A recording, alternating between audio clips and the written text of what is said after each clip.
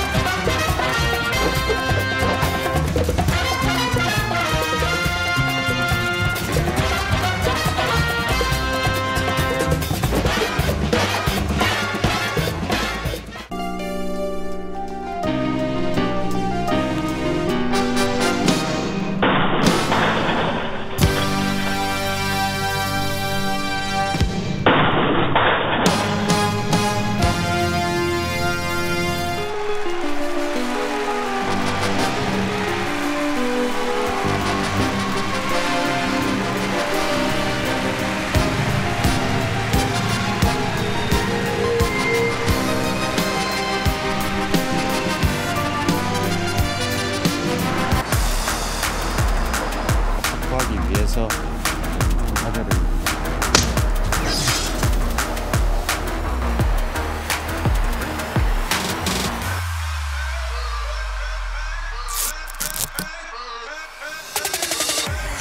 누가 내 수저 더럽대.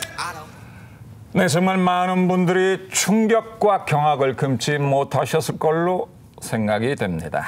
지난 28일 러시아의 화물선 한 척이 광안대교에 충돌하는 사고가 발생했습니다. 영상 보셨다시피 정말 어이없는 사고가 아닐 수 없습니다. 이 사고로 인해 우리 부산시의 재난 대응 체계의 문제점이 속속 드러나고 있습니다. 시민들의 안전과 직결된 문제인 만큼 우리 수요반점도 가만히 있을 수가 없었습니다. 그래서 오늘은 특별히 우리 주방요원들을 비상소집시켰습니다. 자, 나와주셔서 고맙습니다. 네, 맞습니다.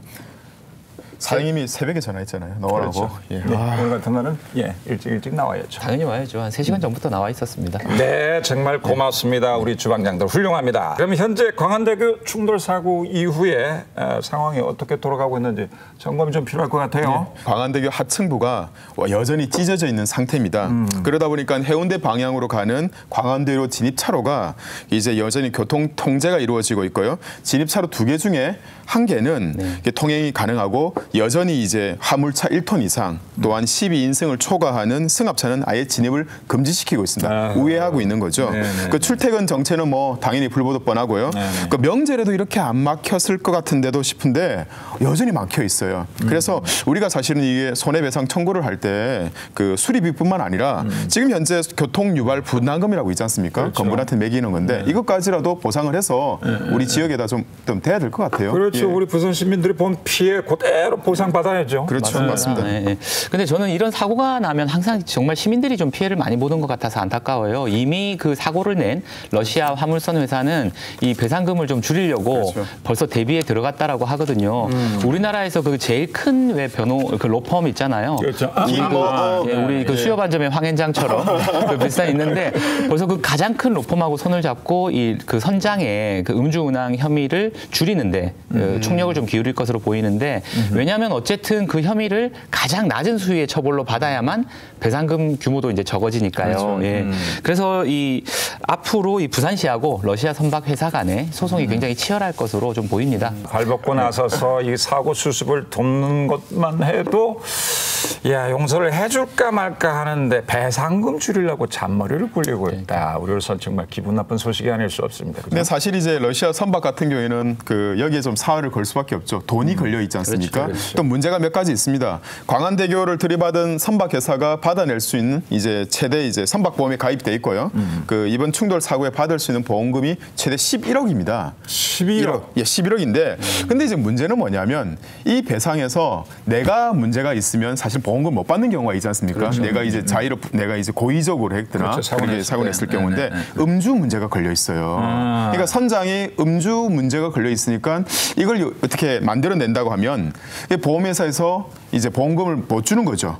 그 선박회사 입장에서는 이게 또 국가 간의 문제가 걸릴 수도 있지만 보험금을 더 많이 손해배상을 더 많이 해야 될 경우가 생기기 때문에 아마 좀 피하고 싶겠죠. 지금요. 그래서 아마 어느 정도 보험회사 11억 안에서 해결을 하려고 좀 음주 혐의를 적극적으로 부인하고 있는 것 같습니다. 그리고 실제로 이미 보험사 쪽에서 부산시에다가 그러니까 예상되는 수리 비용이 얼마냐, 어떻게 그 비용을 책정할 거냐 이런 걸 물어봤다라고 해요. 그러니까 아마 이 선박회사 쪽에서는 더 이제 예민한 지금 그렇죠. 상황인 것 같은데 그렇죠. 나름대로 이제 부산시도 좀 대비를 하고 있습니다. 보니까 사고 이후에 이 광안대교의 통행량을 철저하게 비공개로 붙이고 있다고 해요. 그 통행량이 이제 공개가 되면 이게 이제 약간 그 손실금 산출하는 데도 영향을 줄 수 있기 때문에 이제 이걸 좀 감추고 있고요. 네. 그다음에 해양 전문 변호사도 선임해가지고 또 이 소송 준비를 하고 있다고 하고요. 4월 말이나 돼야지 이 정상화가 가능하다는 보도가 있긴 있었는데요. 드디어 오늘 제1차 정밀안전진단 결과가 발표된다고 합니다. 정말 예, 궁금하지 않을 수가 없어요. 사장님! 네. 호해! 자, 광안대교 정밀안전진단 검사가 이 결과가 나왔어요. 나왔어? 호해요! 좀 잘 던져라. 진짜. 야 이거 러시아 말로 적혀 있냐?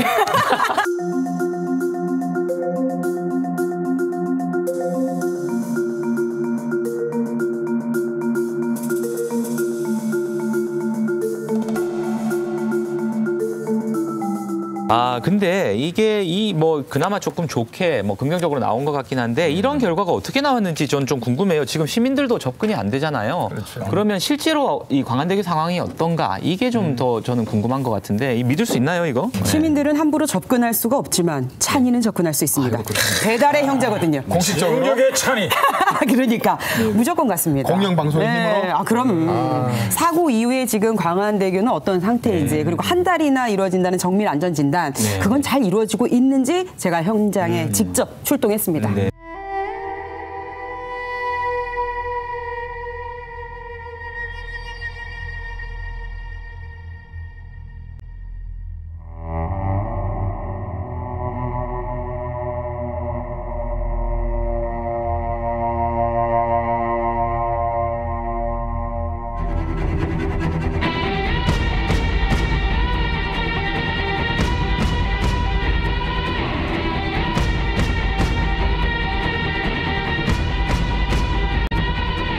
안녕하십니까, 배달의 형제 찬입니다. 저는 지금 광안대교 사고 현장에 긴급 출동했습니다.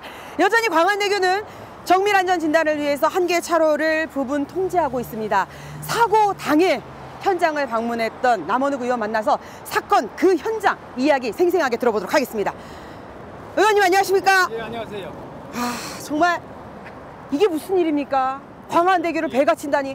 저는 광안대교로도 출퇴근을 하는 사람입니다. 아직도 광안대교를 못하겠다 이러신 분들도 진짜 많거든요. 사고 현장을 제가 눈으로 좀 볼 수 있을까요? 예. 같이 내려가 볼까요? 예.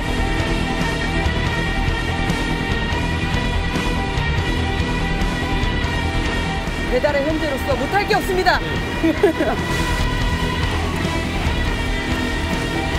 수요 관점을 위해서라면.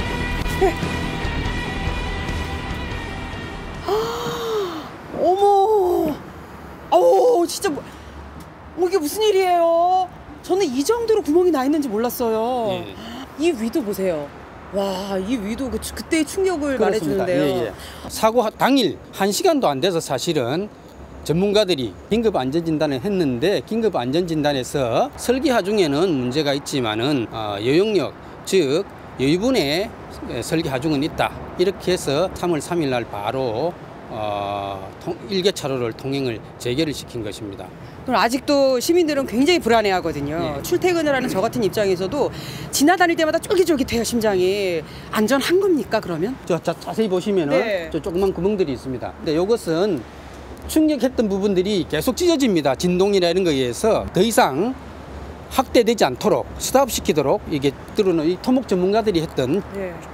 조언에 의해서 이 뚫은 겁니다. 이 안에 통로가 다 있습니다.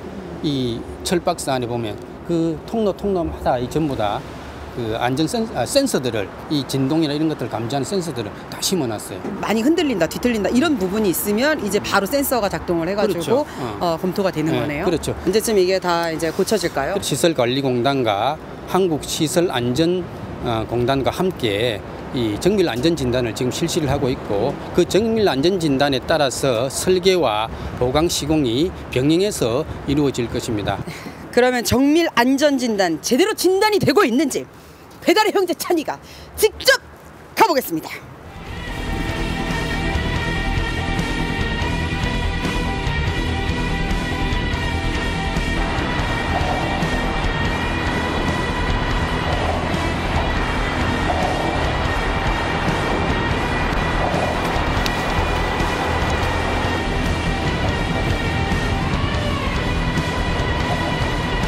정밀안전진단은 어떻게 이루어지는 거예요? 이번 정밀안전진단은 요 사고 지점뿐만 아니라 이 교량이 한 스판이 한 300m 정도 됩니다. 이 300m 전체 구간에 대해서 우리가 육안으로 할 수 있는 육안 점검 그리고 육안으로 확인 안 되는 뭐 파손이라든지 균열 이런 게 발생할 수 있거든요. 그 부분을 또 확인할 수 있는 비파기 검사 이렇게 동시에 수행해서 그 결과가 나오면 저희가 상태 평가를 하고 하면 이제 당초의 성능으로 돌아갈 수 있는 보수 보안 공법이 뭔지 이렇게 제시해 주는 게 정밀안전진단입니다.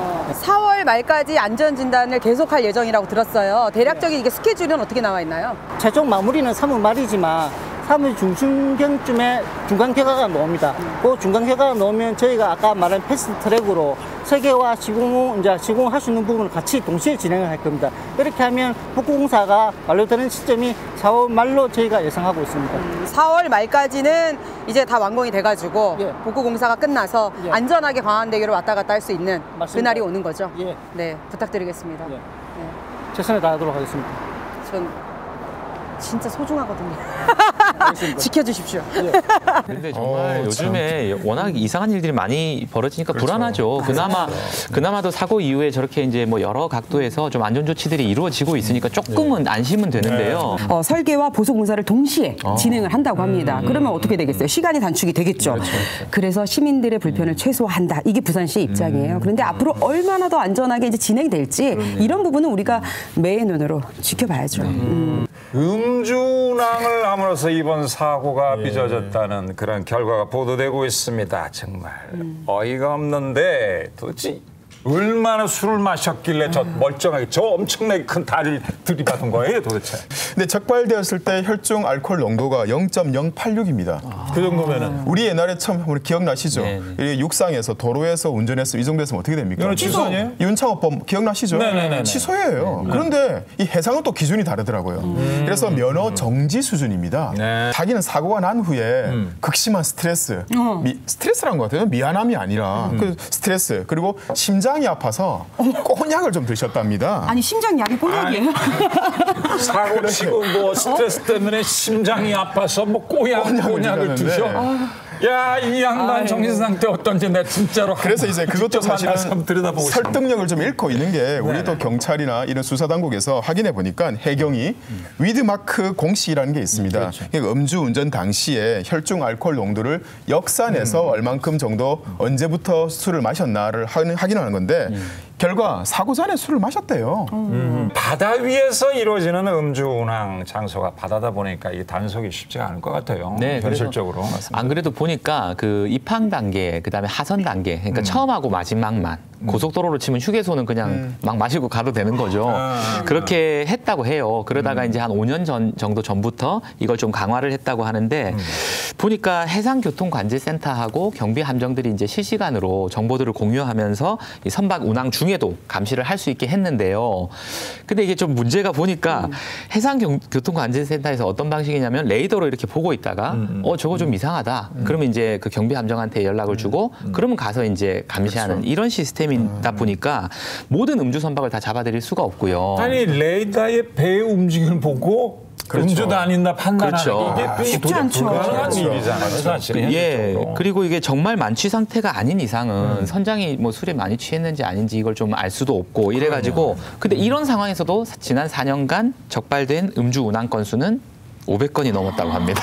그러니까 그러니까 이게 사실상은 대부분 마시고 좀 많이들 운행을 하신다고 봐야 되고요. 실질적인 어떤 이 감시나 이런 것들은 조금 어려운 상황이었다. 이렇게 보는 게 맞는 것 같아요. 네. 말이 갈매기도 좀 날라다니고 하니까 한 잔 하고 싶죠. 우리 산이나 바다에 가면 한 잔씩 하지 않습니까? 갈매기 보면 또 한 잔 해야 되고. 그러니까 한 잔 하시는데 근데 그렇게 하시면 안 되죠. 제일 위험한 거죠. 근데 사실은 한 잔만 마셔도 조타기 만지시면 안 되는 거였고요. 당연히 또한 지시도 내리시면 안 돼요. 우리 사장님은 우리랑 같이 있을 때는 그 술 안 드시고 우리한테 지시하고 그러지 않습니까? 예. 하긴 할 거예요. 아까 뭐지? 위드마크 공식 있잖아. 한번 해야 돼. 그게 사실은 단속이 쉽지 않다는 거를 선장들도 알기 때문에 음주 운항에 대해서 좀 안일한 것 같아요. 참고로 음주 운항을 하다 걸리면 5톤이 넘어가는 선박, 이 선박까지 포함해서 3년 이하의 징역, 3천만 원 이하의 벌금을 물립니다. 작죠. 그리고 작은 배 같은 경우에 그 500만 원 이하의 과태료밖에 내지는 않아요. 더 강화해야 돼요. 더. 그리고 너무 경각심을 좀 가지셔야 돼요. 운항하시는 분들이. 근데 저는 진짜 궁금한 게 광안대교 근처에 그렇게 큰 배가 다닐 수 있는 거예요? 저는 거기서 유람선이나 요트밖에 못 봤거든요. 그러니까 저도 처음 본 것 같아요. 그러니까 우리가 자주 못 봐서 그런데요. 실제로 그동안에 이제 화물선들이 종종 여기 다녔던 곳입니다. 네네. 그 러시아 화물선이 출발했던 그 용호부두라고 있거든요. 네. 그 용호부두에는 그 한 2만 톤 정도 되는 최대 그런 선박 한 척이 이제 들어갈 수 있는 입항할 수 있는 그런 부두가 있어요. 네네. 한 척 정도가 그렇습니다. 그리고 최근에는 이제 거기 큰 주거 단지가 들어와가지고 아마 사람들이 또 모르기도 하는데요. 거기 용호부두라고 있고, 근데 원래 이 용호부두에서 이제 출발을 하면 광안대교 이렇게 밑으로 해서 해운대 쪽으로 이렇게 들어가야 되는데요. 이 배는 이제 이렇게 해운대로 가지 않고 그냥 쭉 직진해가지고 광안대교로 온 거예요. 받은 거죠, 그냥. 네, 그래서 이제 이 사고가 지금 난 거고요. 그 선장이 이제 좀 잘못 판단하기도 했지만 사실 이게 또 쉽지가 않습니다. 왜냐하면 이 용호부두가 작고 그다음에 아까 말씀드렸던 것처럼 옆에 방파제나 주거단지나 이런 것들이 끼고 있어서 항내가 이렇게 넓지가 않아요. 좁아요. 네. 그래서 이제 뭐 원래 처음부터 운항이 좀 까다로웠던 곳이고요. 더 신경을 썼어야 되는 거 아닌가요? 예, 맞는 말씀입니다. 이제 그렇지만 이제 러시아 화물선 같은 경우는 출발부터 좀 뭔가 끄림직하게 잘못되어 있어요. 그렇더라고요. 원래는 이제 출발할 때 우리 신고하고 나가지 않습니까? 신고하는 기간이 그렇죠. 출항 신고를 사전 신고를 합니다. 부산해양수산청에다가 사전 신고를 하고 그리고 출항 10분 전에 VTS라고 해서 해상교통관제 시스템에다가 그 교신을 해가지고 우리 출항할게요, 출발할게요라고 말을 하고 나서 오케이 나가라라고 하고 나가거든요. 근데 이 배는 출항 신고도 안 했고 그리고 VTS하고 해경한테도 보고도 안 했고 근데 해경도 사고가 나서야 이제 배 출항 사실을 한 거죠. 왜냐하면 누가 나가는지를 다 일일이 체크가 안 되지 않습니까? 얘기를 안 하니 알 수가 있어요. 그러니까요. 근데 이것 때문에 해경도 미리 음주 운항 단속도 못했고 그렇죠. 현장에서는 또 뭐가 사전에 또 사고가 났지 않습니까? 요트하고 또 접촉 사고가 났죠. 근데 그거 한다고 또 정신이 없고 그 이 틈을 타서 러시아 화물선 선장이 독단적으로 광안대교로 출발을 한 거죠.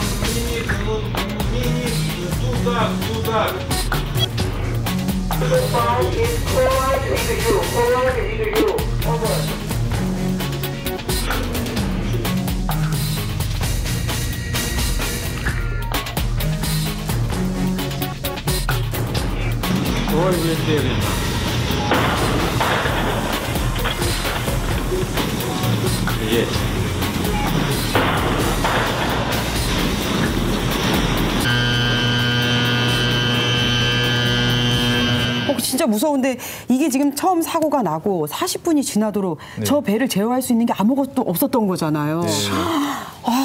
실제로 이 사고 소식을 몰랐던 시민들은 그 도로 위에 그렇죠. 다리 위에까지 올라가서 네. 예, 거기에서 이제 사고 소식을 알고 통제 소식을 알고 나서 차를 돌려 나오기도 했죠. 이런 거는 사실상 부산시가 어떻게 보면 좀 시민들을 약간 위험에 방치한 거이기도 하거든요. 그래서 각각의 입장에서 뭐 열심히들은 다 하신 것 같은데 조금씩 약간 부족한 부분들도 그렇죠. 좀 보이는 것 같습니다. 놀라운 건 또 그것만이 아니라요. 당시 광안대교를 감시하는 CCTV 중에서 바다 쪽으로 향하고 있는 CCTV는 하나도 없었다는 거예요. 그러면 인근에 큰 배가 와서 광안대교를 부딪혔을 때, 충돌을 했을 때 미리 감지할 수 있는 그런 시스템이 전혀 없다는 거죠.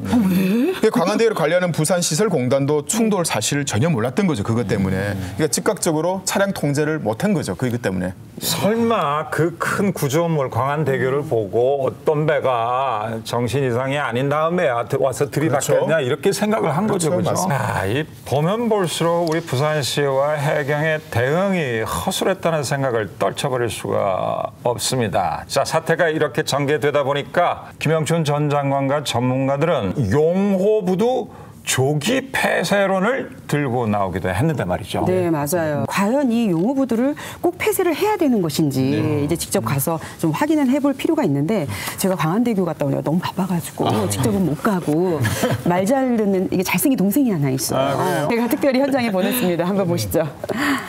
보도록 하죠. 여기가 바로 문제의 용호부두입니다. 네, 그러니까 여기에 부두가 있다는 걸 모르는 시민들이 더 많죠. 아, 그럼요. 사고 이후로 들어오는 배들이 잘 없어요. 그래서 부두 분위기 전체가 좀 썰렁하죠. 아, 수산합니다.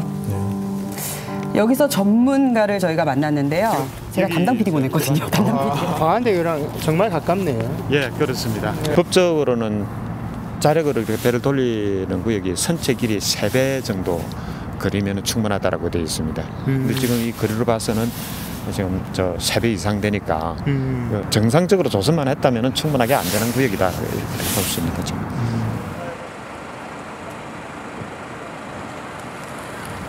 용호부두는 어떤 곳인가요?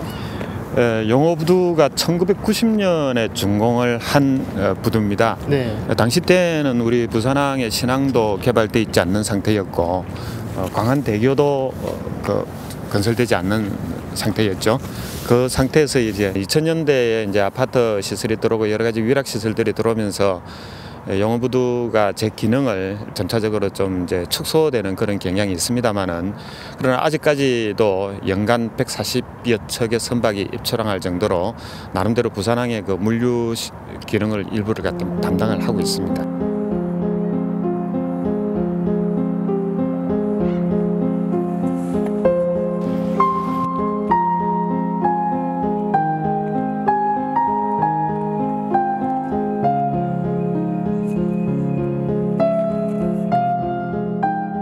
지금 강제도선구역 얘기가 나오고 있는데 이게 도선은 정확히 뭔가요? 외국 선박이 들어오면은 그 항만의 그 여러 사정에 밟지 않기 때문에 사고 위험성이 있어서 본선에 승선해가지고 안전하게 부두에 접이안하거나 출입항시키는 업무를 하는 사람들입니다. 강제도선구역이 아니었기 때문에 일어났다고 볼 수도 있는 거예요?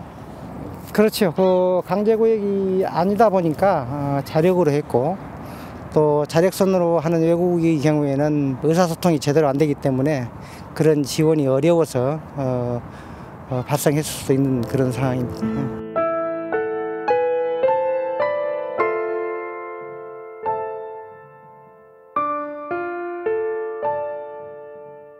선박이 운항을 하다 보게 될 것 같으면 여러 가지 그 위험 요소들이 존재를 하는데 이런 위험을 완벽하게 제거하기라는 현실적으로 불가능합니다. 항만의 기능이라는 것은 그 물류를 얼마나 효율적으로 다 그 서포팅하느냐에 달려 있지 않겠습니까? 그래서 터미널의 철제를 적용할 수 있는 다른 대체 터미널이 뭐 충분히 확보가 돼 있다면은 뭐 단계적으로라도 터미널 폐쇄도 고려를 해볼 수가 있겠죠. 그러나 당장에 만약에 그것이 여의치 않다면은 시스템적으로 사고 일어나지 않도록 그 예방 조치를 취하는 것이 오히려 더 지금으로서는 급선무가 아닐까 이렇게 생각이 됩니다.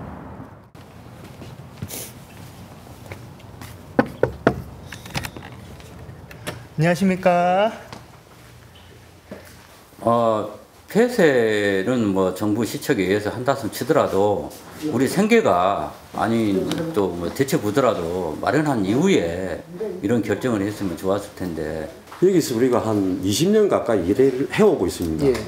그런데 하루아침에 단지 예의치 못한 술 마시고 어떤 사고 일어난 부분을 가지고 폐쇄를 하는 거는 예를 들어서 우리가 생각할 때 화물차 고속도로 달리 사고 나서 고속도로 폐쇄를 해야 됩니다. 똑같은 논리입니다. 이런 방구도 없이 회의도 없이 그냥 수도를 지켜버렸거든. 일방적으로. 그럼 공장 하다가 문을 완전히 닫게 해버린 거죠. 아예 수도. 그럼 어떻게 하란 말이야. 대책은 있었거든요. 근데 아무 우리하고는 회의도 없이 일방적으로 통보를 끝이죠. 지금 이 1000톤 미만 들어오는 것은 우리 생계에 아무 도움이 안 됩니다. 그 이후에 3개월도 기다릴 수 있는데 그 이후에 우리가 생계 대책을 확실하게 좀 빨리 좀 해줬으면 그런 생각을 갖고 있습니다. 무턱대고 폐쇄만 해갖고는 이게 능사가 아닐 것 같은데, 그죠? 왜냐하면 이곳이 지금 광안대교도 가까이 있고 또 주거단지도 막 들어와 있고 그래서 예전하고는 다르게 여러 가지 주변 조건이 바뀌었기 때문에 장기적으로 볼 때는 폐쇄하는 게 맞다라고 보지만 방금 이제 여러분들이 하셨던 것처럼 기왕에 거기에서 일을 하고 또 밥벌이를 하고 일상을 영위하던 분들이 있잖아요. 그래서 이분들이 연착륙할 수 있도록 여러 가지 대책들도 좀 마련을 하고 그러면서 이제 폐쇄를 하는 게 맞지. 근데 이 사건 하나를 가지고 모든 것을 그렇게 이제 뭐 빠르게 좀 성급하게 결정할 일은 아닌 것이라고 보여집니다. 그러니까 이제 현장의 목소리와 다르게 이제 부산시는 이제 영어부두를 한시적으로 지금 폐쇄 결정을 했습니다. 6월 3일까지 1000톤 이상의 선박들 입항을 금지를 시켰어요. 그러니까 지금부터 3개월 가량 영어부두에 선박이 들어오지 않은 건데 이게 조금 이쪽 산업이 좀 다른 게 뭐냐면 3개월 뒤에 그러면 또 1000톤 이상 들어오면 되지 뭐가 문제야라고 하는데 임시적인 게 그게 전혀 아닙니다. 이런 영업을 하던 이런 부분에 있어서 계속 오다가 안 오잖아요. 그러면 이쪽으로 이제 입출항에 배들이 안 들어오는 겁니다. 그렇죠. 그렇죠. 예. 그래 되면 말만 이제 한시적인 폐쇄지 영어부두가 아예 가치가 없어져 버린 거죠. 그러니까 폐쇄시킨 거나 별반 차이가 없는 겁니다. 그리고 지금 부산 그 해양수산청이 부랴부랴 이제 저 또 용호부두를 강제 도성구역 아까 나왔었잖아요. 네네네. 강제 도성구역으로 지정하자. 그다음에 뭐 예인선이라거나 아니면 도선사 사용을 하지 않을 경우에는 뭐 페널티를 준다거나 이런 이야기들을 하고 있는데 사실 이런 규정들은 조금 더 그 주변에 뭐 광안대교도 있고 주거 지역이 들어오고 항내가 점점 좁아질수록 빨리 이런 규정들을 좀 적용을 했어야죠. 그렇죠. 조금 늦은 감이 있어요. 맞습니다. 그런 게 좀 안타깝습니다. 결국에는 이번 그 광안대교 충돌 사고로 인해서 우리 부산의 해상재난 대응 시스템과 그다음에 용호부두의 관리 방법에 문제가 있다는 사실만 계속 이렇게 드러난 결과를 초래했어요. 사고가 발생한 후에 현장에 해경이 출동하기까지 여러 단계가 좀 걸쳐 있습니다. 그렇습니다. 그래서 통상적으로 이제 아까 말씀드린 VTS 해상교통관제센터에서 사고 감지를 하면요. 부산해양경찰서에다가 상황실에다가 통보를 줍니다. 그럼 해양경찰서에서 관할 파출소에다가 출동 명령을 내립니다. 아이고 복잡하네. 아이고 생각보다. 근데 이제 사실은 뭐 절차상 빨리빨리 진행하면 좋은데 그게 사실은 또 뭐가 문제냐면요. 그 사고 상황 에 대해서 VTS에 있는 관제센터에서 설명을 해줘야 되는 거예요. 어디에 어떤 게 상황이 발생했으니까 어디를 먼저 체크해봐라 그러는데 정확한 사고 내용도 모르는 상태 내에서 가다 보니 상황 파악하고 사고 수습한다고 시간이 걸리는 거죠. 지체가 되는 거죠. 이것도 빨리 이거 개선책을 내놔야 되는 문제인데 말이에요. 그 정도로 딜레이 되는 동안 큰 대형 사고가 발생할 수도 있는 거잖아요. 그냥 관제사가 해양경찰한테 바로 이렇게 얘기해주면 안 돼요? 뭐 이렇게 꼭 돌고 돌아야 돼? 이런 공적 기관이기 때문에 공공기관이기 때문에 이게 절차라는 매뉴얼이 있습니다. 매뉴얼이 있습니다. 매뉴얼이 있어요. VTS에서 먼저 사고를 발견한 것이 아니라 119 신고를 통해서 사고가 접수가 됐어요. 근데 VTS에서 거치지 않았다고 해서 관할 파출소 직원이 바로 출동할 수 있느냐? 아니에요. 그렇죠. 출동이 해양경찰서에서 명령 내려와야 그렇죠. 맞습니다. 일단은 부산해양경찰서 상황실을 거쳐야 되는 겁니다. 그러니까 절차라는 게 이런 거죠. 근데 이제 이런 것도 우리가 좀 절차와 시간을 줄일 수 있는 좀 방법들이 있어요. 절차들이. 있어요? 예. 미국 같은 경우에는 코스트 가드라고 해서 해상 관제부터 사고 처리까지 일괄적으로 대응할 수 있는 시스템이 마련되어 있습니다. 또 뭐가 문제냐면 범죄자들에 대해서 제재를 가할 수 있는 이런 공권력에 대한 권한까지 부여가 돼 있는 거죠. 그렇죠. 경찰 권한도 같이 갖고 있고. 그럼 사고 처리가 어떻겠습니까? 빨리 할 수 있겠죠. 그렇죠. 논스톱으로 이제 시원하게. 맞습니다. 그럼 뭐 현장에서 그죠? 네. 바로 해양파출소에도 저 신고 들어가면은 아니 거기서 또 이 중간 시스템에다가 보고하고 또 출동해서 사태 파악하고 뭐 수습해도 되잖아요, 그죠? 근데 이번에 저도 알게 된 사실이에요. 부산 해역에 있는 모든 항만을 감시하는 부산 이 해양관제센터의 관계자가 몇 명인지 아십니까 혹시? 많겠죠. 많겠죠. 그래도 네, 6명이라고 합니다. 에? 바다가 얼마나 많은데. 우리 광안대교만 보는 사람이? 그러니까 부산의 모든 항만을. 게다가 이분들이 또 3명씩 교대로 근무를 하고 있기 때문에 훨씬 더 이제 사실은 선박들 감시가 좀 어려운 거죠. 지금 우리 그런 상황이었던 거고 방금 이 광안대교 충돌처럼 사고 위험이 클 때 멈춰라 이렇게 얘기를 할 수가 있거든요. 근데 얘기해도 선장들이 알았어 이러고 그냥 안 듣고 지나가면 그만인 거죠. 또. 아까도 봤죠. 자기 사고 났는데 안 났다고 또 우겼지 않습니까? 그러니까. 근데 이게 우리나라뿐만 아니라 전 세계적으로도 약간 문제가 되고 있나 봐요. 그래서 뭐 해외 같은 경우에는 관제센터에서 아예 선박을 원격으로 조정할 수 있도록 뭐 이런 기술도 개발하고 있다고 하거든요. 특히 광안대교처럼 이렇게 사람과 물동량이 많은 이런 취약지구 같은 경우에는 좀 더 세밀하고 엄격한 이렇게 관리 시스템이 필요할 것 같은데 말이죠. 네. 맞습니다. 우리 광안대교가 이제 생긴 이후에 주변에 요트 타시고 그리고 이제 유람선 같은 거 많이 지나다니지 않습니까? 진짜 많이 늘어났어요. 엄청 많이 늘었죠. 여름 되면 어마어마합니다. 지금 겨울이라서 조금 적어서 사고가 좀 덜 났지. 그렇죠. 여름이었으면 큰일 날 뻔했습니다. 아. 근데 이런 배들은 해상교통관제 시스템 기준인 300톤이 안 되는 배들입니다. 그러니까 걔들이 뭘 하든지 대해서 감시가 안 되는 거죠. 아하. 작은 어선들도 마찬가지죠. 뭐 기껏해야 몇 톤, 몇십 톤 정도 수준이니까 그러다 보니까 관리나 감독이 되겠습니까?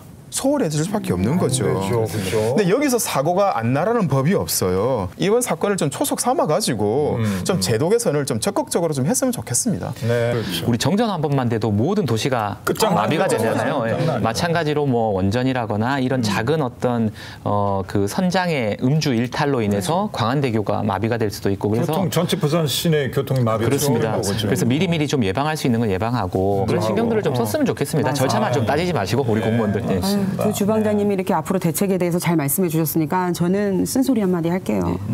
부산이 스스로 뭐라고 합니까? 해양도시 부산이라고 그렇죠. 하잖아요. 그런데 정작 해안 안전에 대해서는 얼마나 준비가 되어 있는지 난 그걸 묻고 싶어요.